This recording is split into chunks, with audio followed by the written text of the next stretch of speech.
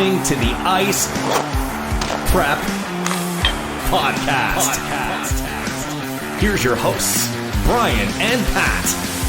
Hello, everyone. Welcome to Ice Prep Podcast. As I do my checks now to make sure, okay, I see my mic volume recording. We're good.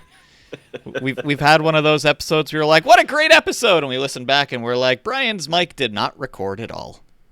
Yep. And I was having some lovely headphone issues leading up to this. So I'm using my AirPods that I haven't charged since I moved. So who knows how long these will last. And right off the top, I'm just going to adjust this. I do want to apologize to Pat. Well, we've been posting more to our social media stuff, and I may have edited something that he said to not quite be what he said. So if you saw that before I hit it, yeah. Pat did not say that Draisaitl is not a superstar. He said that he is not of the same level as McDavid. He is of the same caliber as Matthews. Yes. Which is like superstar tier below. So yeah. I kind of may have cut it so that, yeah, that wasn't very nice of me, and I wanted to apologize right away for that one. Yeah, because there was some definite heat online. People were real mad at that. I still stand by the fact that I know he is absolutely killing it, and I will fully admit it. He is playing absolutely out of his mind right now. Like nobody else in the playoffs is playing as good as he is. He's just also benefiting from the fact that the LA has had to hard focus Connor McDavid, and they've had to put out their best defensive defensemen and defensive forwards to really pull him down, and in doing so leaves Draisaitl up for grabs, if you will. He has been given an opportunity, and he is absolutely taking advantage of it. So that is not me backtracking. That's 100% what I was saying last time. So I just kind of, yeah. I did a thing I shouldn't have. So yeah, Pat did not say exactly what. There was a lot of words missing in between. So I just want to say sorry off the top on that one. And Draisaitl this year, he's got 2 working feet, which has definitely helped him. If you remember last year, he couldn't move. Yeah. So that was kind of crazy. So since we last talked, no teams have been eliminated, which I didn't look it up. I'm curious. It has to be quite some time. Well, obviously there is the chance that a series does end as we're recording this because there is a Game 5 happening, a 3-1 series. But it feels like it's been a long time since we've gone without like just a series over right away in the playoffs. Yeah, it's surprising, like, unless the Leafs take it tonight, then... Or Vegas. There's no one... Right, I was going to say, Vegas is up no 3-1 as well against Winnipeg. And Winnipeg is without Scheifele. But apparently Nikolai Ehlers could be back, so... Who knows? Well, he'll be back, but he won't be back. He's hurt. He's playing hurt. So it's going to be very different. But... Yeah, it's what a difference for me since the last time we talked. The Devils were in the process of getting their butt handed to them in Game 2, which, by the way, remember how I said to you the Devils were very bad record when I've worn Devils gear and I drank from the cup? Notice nothing Devils here. I haven't touched the cup since last Thursday. I haven't worn anything Devils. It's clearly my fault. And then once again, it's all because of me that the Devils have tied the series 2-2 against the Rangers. I still am drinking the beer, though. I had to go out and buy more today because there was only 4. I wasn't calling a sweep. Just when I bought it, there was only 4. And since we last talked as well, the Avs are down in their series. Yeah.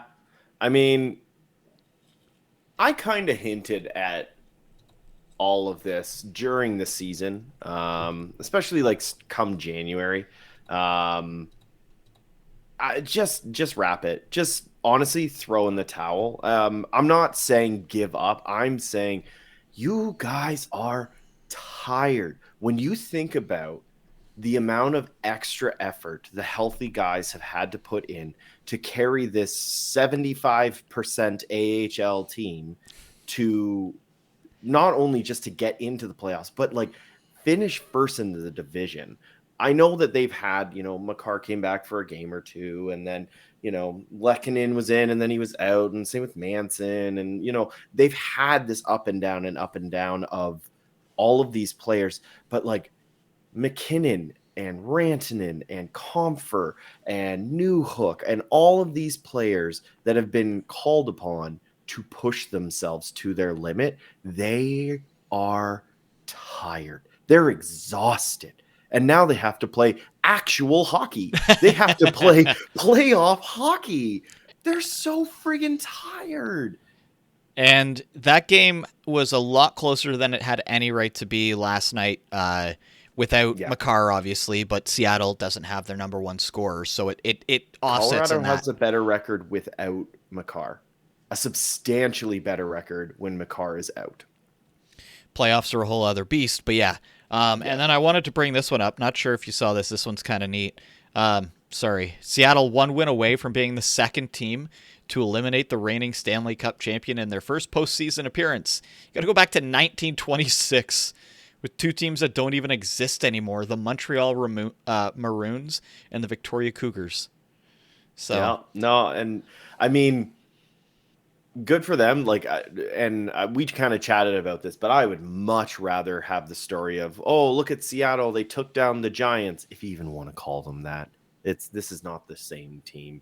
The top line is Lehkonen, McKinnon, and Evan Rodriguez. That is not a top line. Well, that is 66% of that is a third line. There's a reason why at the trade deadline, what did you guys do? Not a whole lot, because you knew it was a year where it's like, let's just wait and see. And Sakic knew better than to swing for the fences when there's too many question marks with injuries. Yeah. Yeah, I saw that. Yeah. I'm watching. No, it's tough. It's always poopy to see your team go from so good to so poor, but a lot of it is really fully out of their control. And I mean, Makar getting the suspension on did we talk? No, we didn't. No, because that happened after. He's lucky it was only one game, by the way. No, that's a one game hit. I'm sorry that if they tried to do two, he would go and fight it and he would win. It was a victim of circumstance. He absolutely deserved a suspension, no doubt in my mind.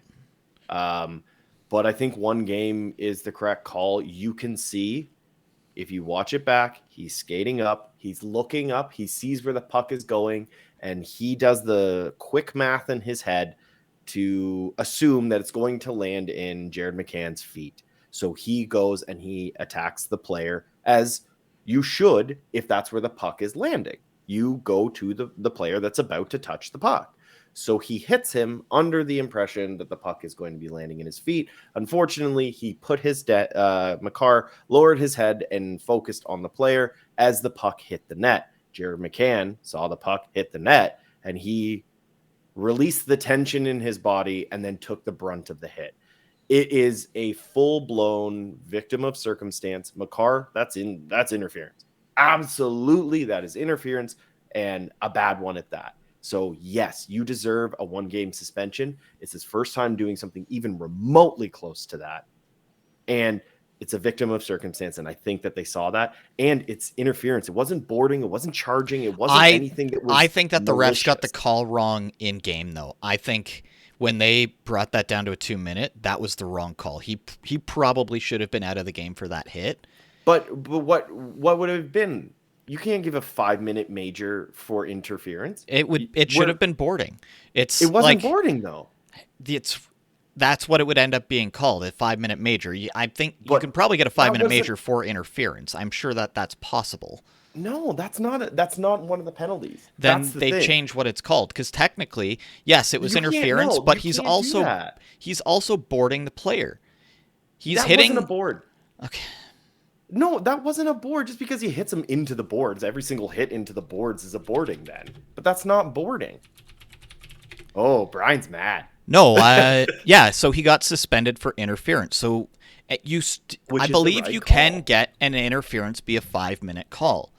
It's like what was the one that Bunting got? His was a 5-minute major for, was it elbowing or shouldering? Might have been shoulder to the head. I can't remember the exact thing of what it was. But I still think that the fact that they lowered that to a 2-minute and he was allowed to play after that, I didn't like that call. Oh, well, look, Pat's wrong. You can go for 5 minutes or game misconduct. That's not a game misconduct. I No. think it should have been, No, personally. that was interference. That's simple. We'll disagree to disagree. No, I think the refs weirdly got it right. And I know that there's a lot of people that are really pissed about it should have been more or that wasn't a thing and blah blah blah blah blah. He should have got suspended. I can see why they're mad because I mean Dumba should have got suspended for his hit, but he didn't. But you can't like I said, a broken clock is right twice a day. So Paris was right with this one, and he's been wrong with like 9 others this playoffs. Yep. So, Oh, absolutely.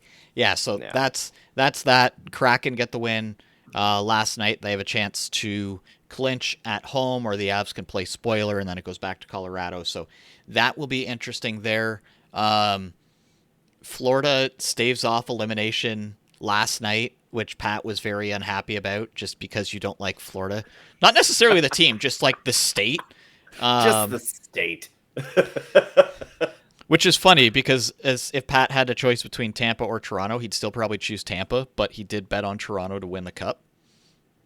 Nah, Tampa, I don't like the way they play. They're pretty dirty. It's funny because the more you watch Tampa, everybody's like, okay, Minnesota's a very dirty team. They play that style. New York, because of Winnipeg. Trouba, Winnipeg. Tampa's the worst one of the bunch. Because they get away with it. Yeah. And because they get the benefit of the doubt, because the second that they won that first cup and it's the same core, they were nasty to everybody. Mm-hmm. And until somebody says stop, you're going to play to the strength, right? So Yeah, and I mean tonight with the Leafs game that's currently on, there was a hit, and it was Pat Maroon hitting boarding. Oh, that was a definitive check to the numbers. Yep, 2 minutes. Yeah, that's another one that could get looked at post game. But will they? Probably not. I think if Gio didn't come back, so he didn't start the third, he came back out a few minutes later. So there's that. So I've got a few different funny Leaf things here since we kind of have hopped over. So this one I think you'll enjoy. Most consecutive losses in potential series clinching games all time. Leafs are tied for second with 10 in a row currently.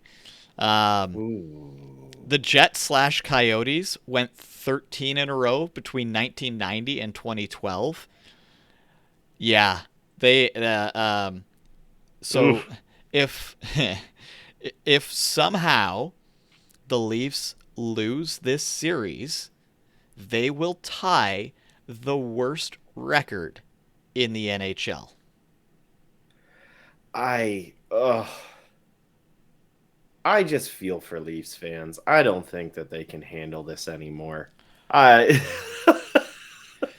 I don't think I can handle this anymore. I'm not even a Leafs fan, and I don't think I can handle hearing the same damn jokes over and over. But I mean, currently, as I'm looking at the score, it's 3-1 for Tampa. The Leafs have come back from a greater deficit, but I've said it to a lot of people. If they lose the game tonight, it's done. They will not win it. They won't win a game 7. They won't be able to do it again in Tampa. It's tough to say because it's almost the exact same setup as the Cup final last year, where it's almost like too much jitters to win at home. And then what do the Avs do? They dominate game 6 in Tampa. So maybe that's kind of how this one ends up. I mean, if this is another year I'm going to switch to this screen quick, just because there is one other thing that I wanted that I forgot to open up, and it has to do with the Leafs and 3-1 series, which is the craziest part. Where did that one go? I don't Here know. we go. Somebody on Reddit did the research. The Maple Leafs have not closed a 3-1 series lead in 60 years. Now, oh my God, there's 1, 2, 3. It's only 3 times, so it's a little bit of clickbait. They've only had a 3-1 series lead 3 times since 1963. But, I mean, precedence is against the Habs. They were up 3-1 in that series, and they couldn't close it out. They lose in overtime. And having just nurses in the stand, they can't win the game because that was in the middle of the bubble and being like, those are the first fans that got to see the Leafs. Yeah, that went well. So, I mean, boy. Also, if Tampa manages to win this game at 3-1, the memes will be fantastic. It might even be better if they win it 3-2, because then it's like, hey, look, it's the score. I mean, I think the biggest problem is that the focus is on they lose game 7s. They can't get out of round 1, yada, yada, yada. The Leafs' actual monster is finishing the entire series.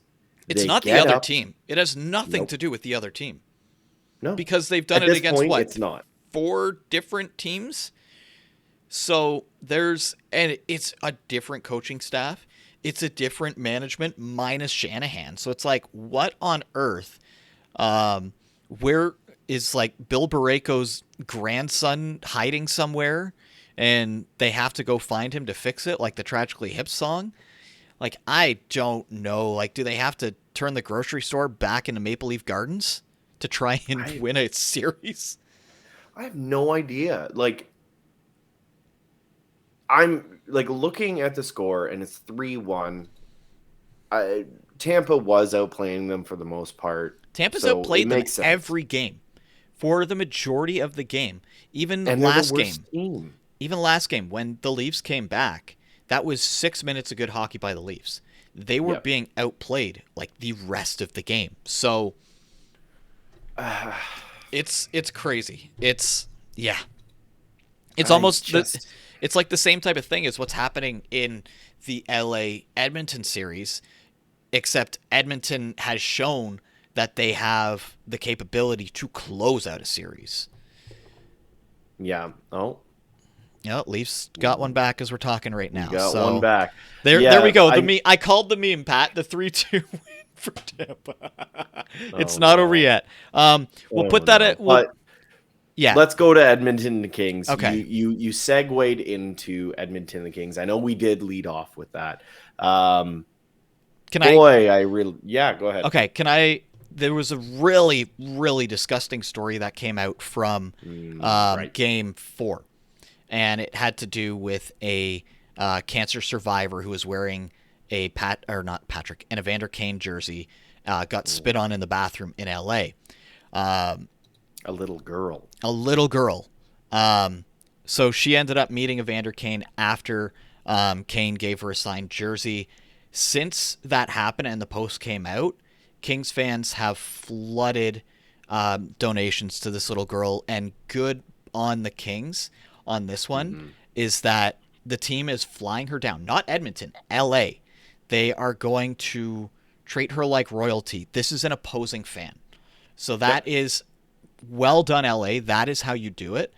And I don't want to say there's a favorite thing in all this because it is a terrible situation, but it was how quickly you saw the entire LA fan base just turn on anybody who thought that this was like even remotely funny.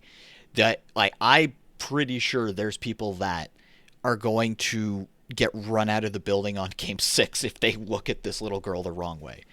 So yeah, I mean the Kings were also really, really, really good with Ben last year. Yeah. Who unfortunately he did pass away due to complications with cancer. But the Kings have always been, as much as whether you put the relationship of the hockey aside, the Kings have always been very respectful, and the fans have always been, good to, like, they lose, that sucks, that hurts, but they've been as good of losers as you can be.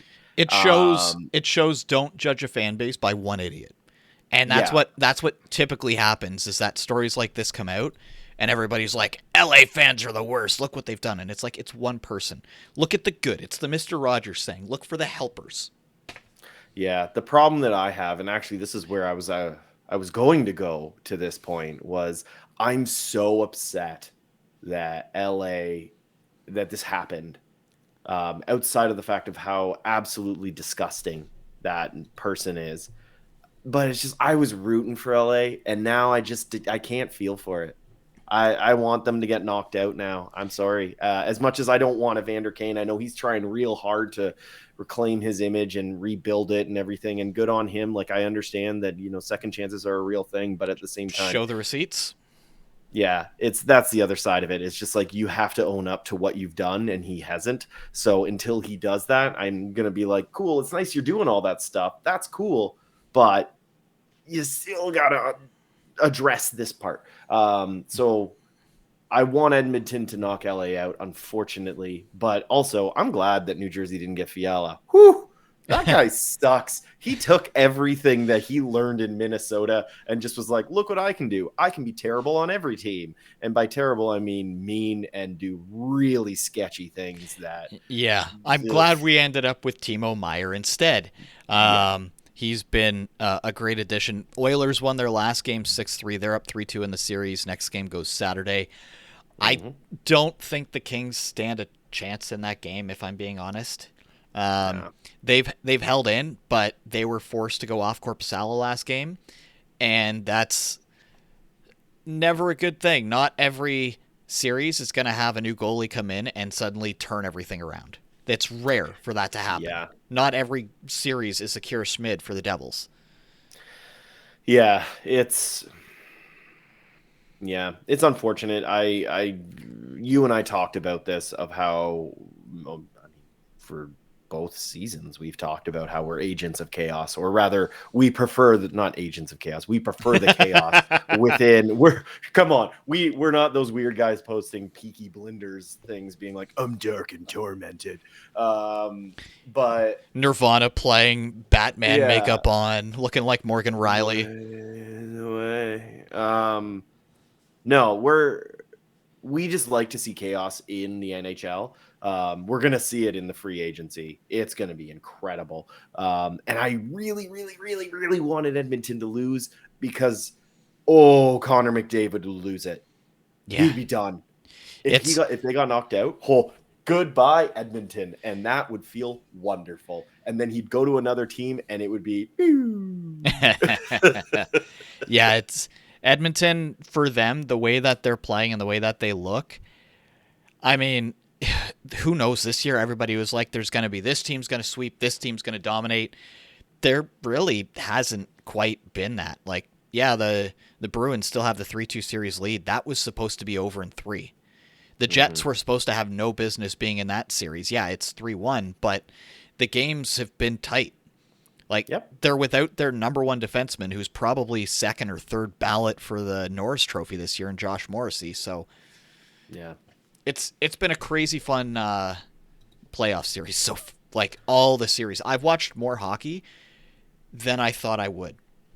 Yeah, no, I fully agree, and yeah, like, we haven't really touched on New Jersey, who are currently. It's because I don't want to talk about it, Pat. Oh, okay. Then we won't talk about that. We'll talk quickly about the Winnipeg Vegas series. That Vegas won't go far. Whoever they're playing next in the whatever round, in the next round. Oh my God. That one would end up being the what are they? Golden Knights. Kings Oilers. So Oilers Golden Knights. I don't think either Winnipeg or Vegas would stand a chance against LA, let Nope. alone Edmonton. Oh, wait, hang on. If Vegas gets through, and if by some weird fluke LA gets through, it would, what would happen. They would put Quick in Oh, if he's not absolutely. hurt, and he would go on the Jonathan Quick revenge tour, and he would be unfriggin' stoppable. He would be furious. That actually, I think, is what I'm going to root for right now, is the Jonathan Quick Fury escapade. And I can say, Game 6 going back to Tampa. Empty netter looks like last second by Tampa makes it 4-2. So we'll see if what we spoke about earlier rings true, in that can they somehow close it out, or is this Montreal 2.0 again somehow? I think the Leafs are done. I don't think they can come back from this. They can't. If they lose Game 6, they won't win Game 7. Oh, absolutely. And they're going back to Tampa, where they played absolutely atrociously and still squeaked out wins. They're not going to be able to do that 3 times. No, you can't. You can't. Yeah, it's I can't believe that the Leafs weren't able to close that one out. I feel sorry for the fans at this point. Like, yeah. For any Toronto Maple Leafs fan listening, I'm really sorry. Like, a majority of my friends are Maple Leafs fans, and you can see it in their faces. They're tired. They just won 1 win. That's it. So I'm so sorry. Yeah, it's I'm married into a Leafs family. I'm from a Leafs family, so part of me is just like, I want to see them happy for once. Not saying they're not happy, hockey related happy. Yeah, unbelievable. Oh man. Now the question is, since their season's over, See, I don't even have to edit that, and like, Pat just does this sometimes, and sometimes I'm nice. I'm like, I'm not going to cut that one to put it online. This time, Pat's just straight up like, so their season's over.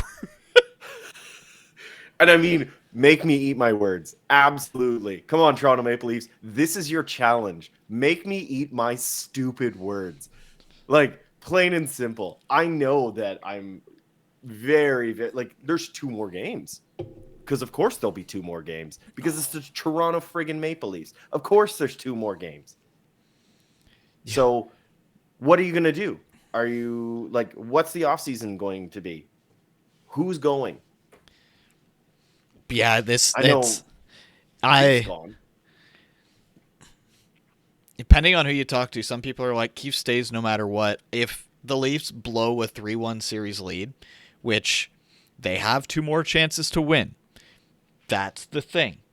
There's a lot of people that think just to basically calm down the beast, they would have no choice but to. And we already know where he's going if he leaves.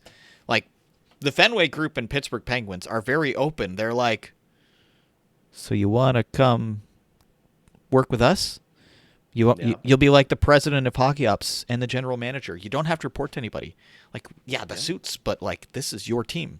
So, I mean, I'm gonna throw a Hail Mary out here, and it's your most hated of things in the world for me to talk about.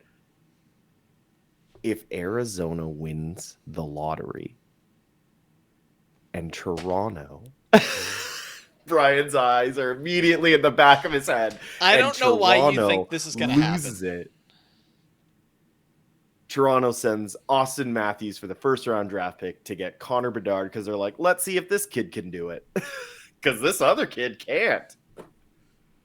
He's supposed to be the one that wins it all. He is supposed to be the best Toronto Maple Leaf there ever has been. And you know what? He has been. He absolutely has been. Matt Sundin? Who? Like, But he can't will the game. He scored 1 goal to put it up to 3-2 tonight. He scored 2 goals the other night, which, you know what? Good for him. That was the start to it. But he can't win the game. He can't will the game into the favor of his own team. And that's what they're paying him to do. They're paying him to score those goals. I'm not even going to have to edit anything, and you're going to get reamed for that one if I post I'm going to get ripped apart, and I know that. But it's just like... No, it's... until there's proof. Job. Until there's proof, yeah. Like, you could be like, he's a 60-goal scorer. Yeah. Guess what? 60 goals in the regular season, they don't matter in the playoffs. If Boston gets knocked out, will anyone care that they had the best season of all time? No. They got knocked out. It's just a stat. It's just a stat. At that point, it's like, good for you. Did you win the cup? No. You got dummied by the lowest seed?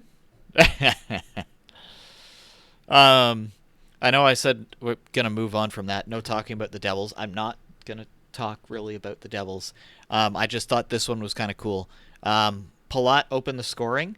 Somehow that's his 50th career playoff goal. He scored a ridiculous amount with Tampa, by the way. He joins Jaromir Jagr as the second Czech-born player to reach 50 goals, which is kind of cool. He had 78. Yeah. That seems... Jagr had 78 goals. That seems low, considering Palat's already at 50.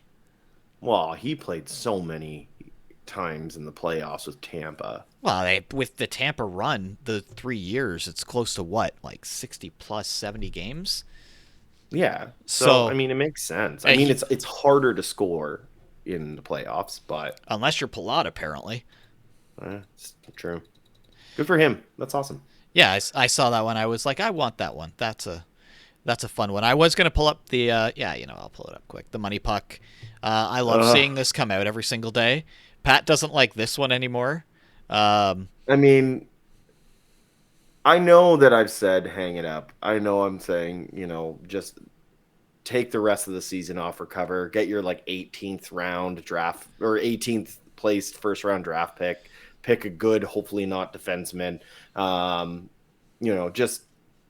Just take the L and move forward. But you still hate it. You hate seeing your team like that, but 7% for them to win the cup.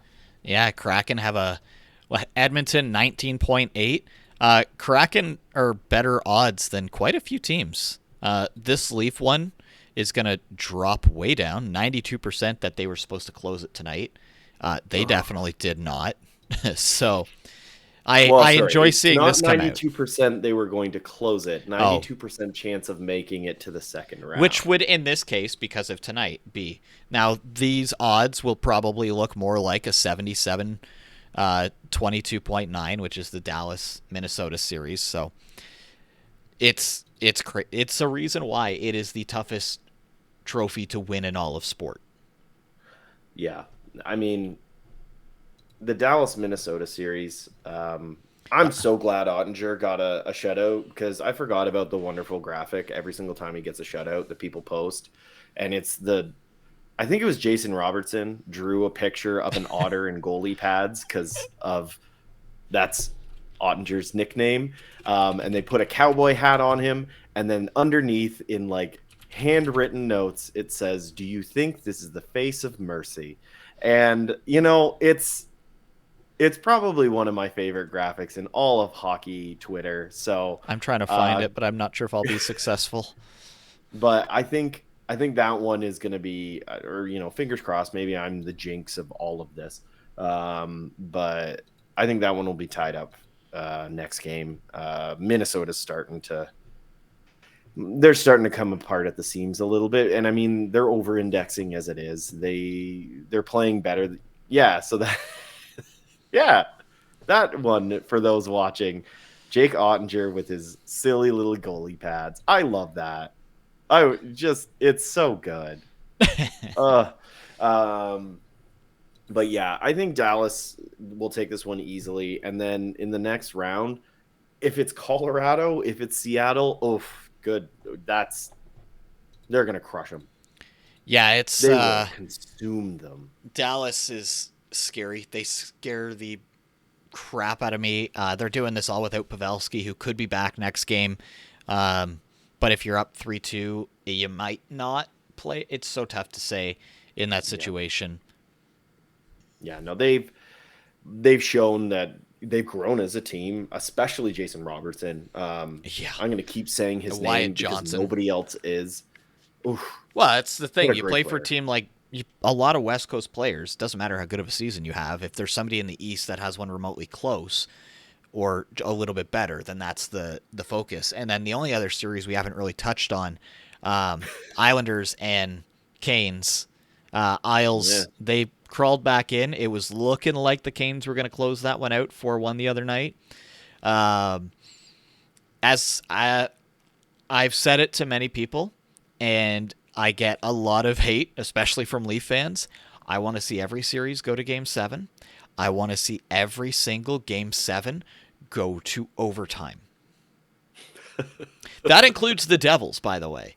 Like, when I say I want chaos, I want the ultimate, like, and it's additional chaos for me because every single time that the Leafs are in a situation like this where there could be another game, there could not be, it messes up my work. Stuff that I do at work. Like, I'm off tomorrow. I have to log in and do work tomorrow. I didn't know you were off tomorrow. Oh, I'm writing a final exam tomorrow. So right. it's during the day. Plus, it's our 5th anniversary, my wife and I. So I had taken it off for that originally, and then it was like, I have a final exam. Sorry. We were going to go do something, but yeah, that's not happening now. Yeah, that sucks. Oh, well. Yeah, I don't know. I don't like Game 7s. I'm a bag of stress on a normal day. So I don't need added stress of like next goal wins, next goal goes to the literal next round. Cool. I don't need a heart. Like so that's the turn best to part. mush. No, it's not. I hate it because the feeling when you lose. Oh my goodness. When Dallas took Colorado out, I remember that day vividly because I had just gotten a haircut because I was trying to distract myself. So I went and I got a haircut. I walked and got one, and I walked back to my place at the time, and the game was still on, and I was like, oh no. And Dallas scored and knocked out Colorado, and everyone at my house had taken edibles. So they were all real high, except for me. And they went, let's go play mini golf. So there's Pat, stone cold sober, with 3 pretty much toddlers walking around while they're having the time of their life. And I'm like, I hate everything. This is terrible. I hate this feeling. I don't like it. And I'm furious. Somehow Pat's like the one person in existence that's gone to mini golf and been like, this is the worst thing ever. I was just like, I don't even care. Like, just hitting the hole in ones every single hole. Pretty much. Like, I just, yeah, it's an awful feeling watching your team get knocked out. All I've seen in the last decade is, just over a decade, I've seen 2 things. I've seen losing 4-1, Tampa Bay knocking us out, and I've seen losing in the Stanley Cup Finals. So that's what I have there. Okay, Pat's we'll move this on. I have a dog barking, so I'm just trying to save everyone's eardrums. Okay. We can talk about the Devils series tied 2-2. They're up 4-0 as we talk currently. They made a goaltending change. The world is looking great for Devils fans. And the Devils, they're playing a lot better. Yeah, there's not much to say on that one. It's just it's a battle of the goaltenders, and it's not the goaltenders that people thought.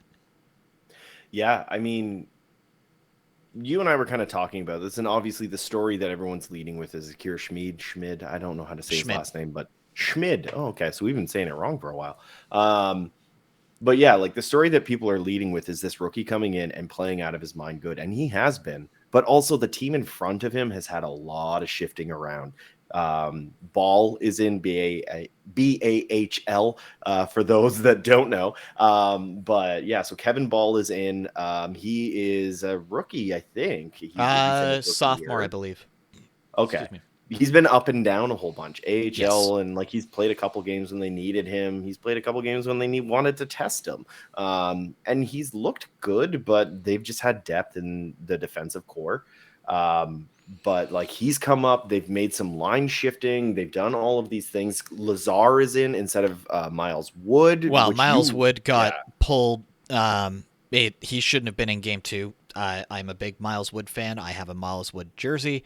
But if in back-to-back games in the Stanley Cup playoffs, you take offensive zone penalties and then the other team scores, you are not on the ice. You are not in a jersey. And yeah, Lazar steps in. The Devils 2-0 since that time. They had Siegenthaler out for game 2, and that was a huge mistake. He's back in. Yep. It's good for the Devils. And the thing on Lindy Ruff. Well, and it's fun because, or I should say, it's funny because how did the Devils season start? They lost 2 games. The world looked like it was over, and they did some slight changes. They were like, "Calm down, everybody." And I'm not saying they're going to go on a 13-0 streak because that would be impossible in the playoffs. But they realized, okay, they're still not playing their game that they played in the regular season. The Rangers aren't allowing that. However, what the Devils are doing is playing the Rangers game, and they're like, we can do it better. What do we do? They don't know what to do against the Devils right now. Especially, they're getting world-beating goalie, but you're not going to win a game when you've got 2 shots in the third period when you're down. So that's why I'm saying it's that's not the the killer story instinct. Of Schmid. It's the story of Lindy Ruff figuring out how to shut down the New York Rangers. It's obviously the players are executing the plan. They are following it to a T. They have crafted this and they're executing it perfectly. And it all comes from the coaching staff. Even if the Rangers score tonight, doesn't matter. They have done something absolutely incredible and they have created an upset because I think everybody was, well, not everybody. It was pretty divided on who was going to go through, but I think everyone assumed that the Rangers were going to put up a very, very big fight, and they've looked rough. Yeah, like once not good. The second they got home, it was like, oh, how do we play hockey?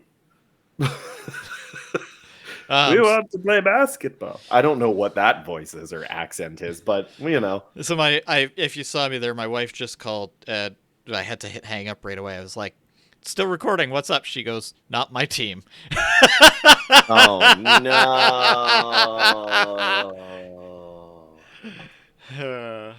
I mean, they are still up, but yeah, only by 1. They should have been done, but they couldn't do it. Because someone decided to not play hockey tonight, even though he got a goal.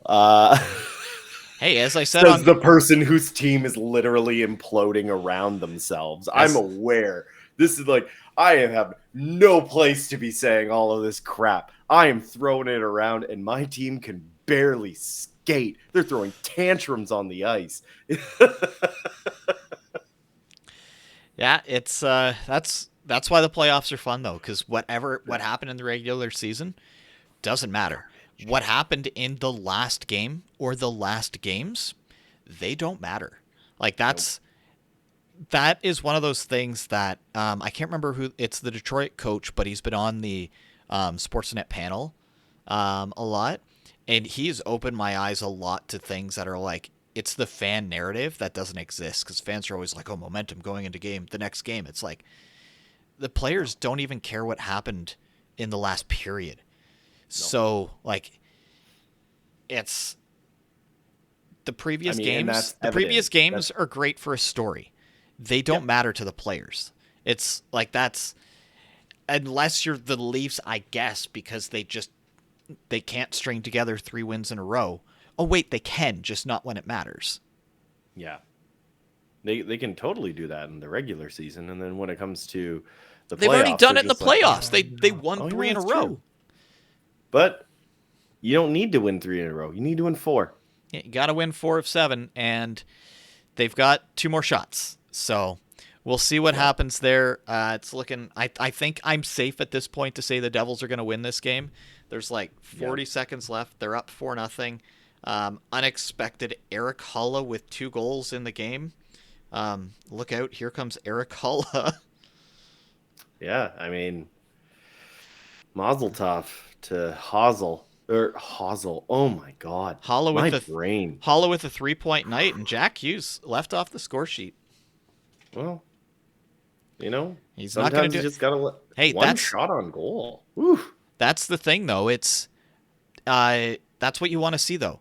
It's secondary scoring, and that's always been the that's there's the shutout. Okay, hooray!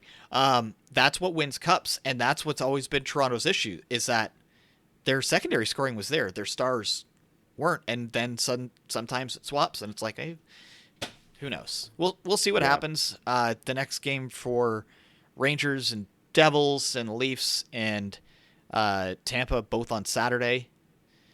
Your team plays tomorrow night. They've got to stave off elimination. Panthers got to try and stave off elimination. Wild have to try and do that tomorrow as well. Can I just hit pause for just 2 seconds and just talk about how the only mention we had of Carolina and New York Islanders was you then segueing into you want all games to go into Game 7. We did not talk at all about that series because I do not care, because neither of those teams are going to go deep. I'm sorry. With Carolina and their injuries, they're done. They're done after this round if they get through. If the Islanders get through, they're going to get knocked out by whoever wins out of the Rangers Jersey series. It's a wash. If Svechnikov was there, then that's a whole other. They're fun to watch. Like the Canes are still a fun team to watch, but they are unexpectedly, sorry Canes fans, boring. When they don't have a player like Svech there, they play the exact same style as the Islanders, but nobody wants to say it. Yeah, weirdly, the highlight is Brent Burns. Like, Brent Burns is pushing the clock back like a decade there. So is Antti Ranta. So, but apparently Freddie could be starting game number 6. So we'll have to see what happens tomorrow there on the island. I don't have anything else to add, Pat. Do you? Not really. It is what it is. Colorado, throw in the towel, please. Just put me out of my misery. Oh, and on that note, we do want to quickly touch on this with Val Nichushkin. He didn't play in Game 3. He left Seattle. There was a lot of confusion. Just before we started recording this, there were some reports starting to come out. Maybe it was the stuff that we were reading, but none of it seemed like fully clear as to what was going on. So the reports came out and it made us even more confused. And until we have a full picture on things, or at least some kind of actual information, there is some solid information, but not like the full story. Until we start to get something that even resembles the full story, we feel it's best not to, because it doesn't seem like it's a good situation at all. But then again, we don't know. We have no idea. So until we know, we don't want to put our foot in our mouths or say something negative about something.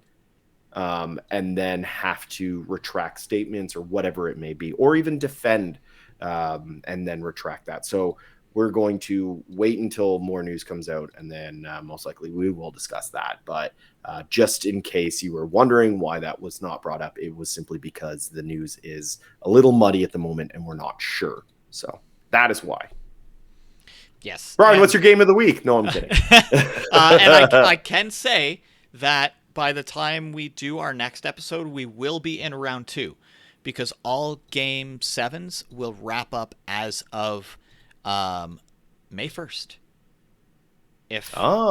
So and that's the final possible day for game 7s for round 1. And the most exciting day is a little over 2 weeks away, and that is Monday, May 8th. And that is when we find out that the Arizona Coyotes get the first-round draft pick over the Anaheim Ducks, or it'll be like Boston somehow. By some miracle, they'll just get some phantom first-round pick. Yeah. Also, want to point this one out. Sorry, Leaf fans. If it does go to Game 7, they'll finally have played a game in May.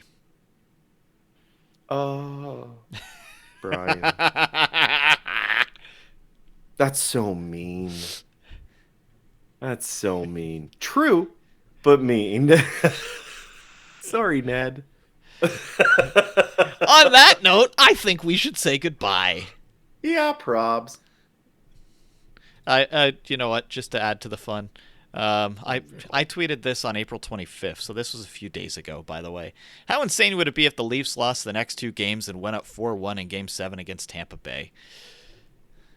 Oh. That's that's still a possibility. I hate that that's on the table, but also I want that to happen. Oh, by the way, as we were talking, I also followed up the tweet. How insane would it be if the Leafs lost the game? Oh, I should fix that. Yeah. I'll fix that. But yeah, Ooh. it's there's the chance. Oh, you don't only see me on Twitter. Yeah. So on that note, we will talk to everybody again next week. We'll be in round 2. We will find out if the Leafs can do it. Probably not at this point. You know, their towel has been thrown in. So let's see what the team looks like next year.